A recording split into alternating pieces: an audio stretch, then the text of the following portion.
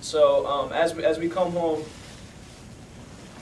you start to go like, all right, well, I know there was no weapons of mass destruction. I know we were told there because we were told we were to be there for weapons of mass destruction and danger imposed on the United States by Iraq. And you realize that these things are not the case, so people seek truth. I was seeking, well, if those weren't the reasons, what were? And you come to realize, if they're lying to us, they're trying to hide something. They're trying to drape a flag over the reasons of oil and projecting power into the Middle East. When you start asking yourself the questions, why are you there? That was your experience. My experience really drove me to ask a lot more questions and to seek more answers. And I found we were there in Iraq to dominate the world's energy supplies, to be America, to have America be the unchallenged and unchallengeable remaining superpower in the world. And to do that, they need to project military dominance. And so I'm learning these things. I'm transforming as a person when I'm coming home, and I'm wanting to change the world in a lot more of an active way. And I get involved with Iraq Veterans Against the War. I'm so encouraged that there's other bright, young, talented people around.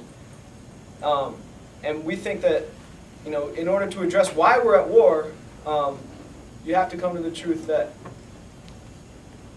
how is it going to end is not going to be through a vote.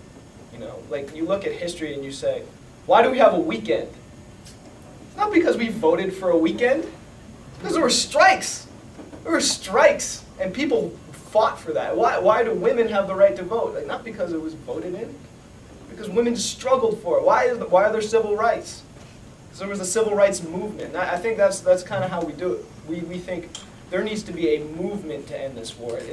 We can't rely on peace with honor, promises of peace with honor. Richard Nixon, right? Well, Richard Nixon didn't end the war in 1968 when he was promising America peace with honor. He invaded 2 more countries, killed over 1 million more people.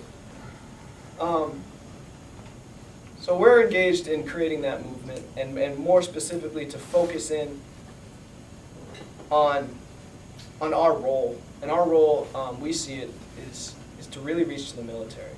Because if you ask a kindergartner, how would you end the war if you knew your government wasn't going to end it? And they would probably say, I imagine this, I would get the soldiers to stop fighting. So we're going to go with the kindergartner approach because I have a little more faith in that than the politician's approach. So that's our role. We want to not just give a community and a voice to veterans, which is also very important, but also to actively work, not to just merely oppose the war, but to actively work to end it. What was the atmosphere like for you in Iraq? What was the country like? The heat, the environment? How did the people see you? Sure. And it's interesting that you say you have an Iraqi friend. Talk to us about that, would you? Well, Raid is the person I was speaking with, and I say he's my friend in that we met and we really, really connected with each other. And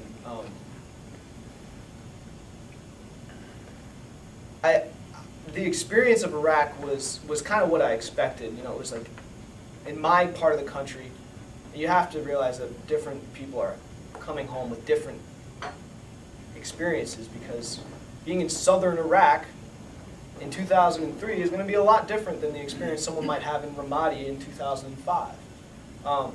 So, my experience is what I could see from where I was, my vantage.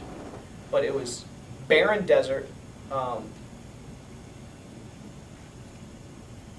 civilization that I could see had been different, before there was 12 years of sanctions on Iraq. But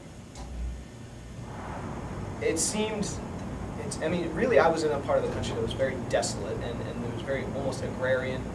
And people, I think, were bitter about that because it hadn't always been that way.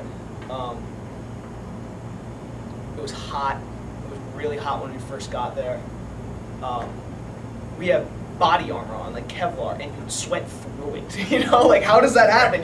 You wonder. And then it got cold, and colder than I ever thought it would. I lived on a dam, on a hydroelectric dam, And I was kind of glad because the dam was thick, and that meant no bullets could get through it. And so I was really happy about that. And I would get up in the morning and go on top of the dam, and I would look at one side of the dam was this huge reservoir where the dam had stopped all the water, and the other side was the Euphrates River winding through. And there was just maybe on like 20 yards of each side there was vegetation and life, and you could see a city down the way, the city of 55th, and it was beautiful. Like wake up every morning and you see like, wow, this is the Euphrates River. This is where civilization was first started. And I kind of, like, I don't know, just being there made me respect that and know that, the Iraqi people are being blamed for killing each other, which, I could get into how many myths we're being inundated with from our media, that the Iraqis are not capable of living peacefully next to each other.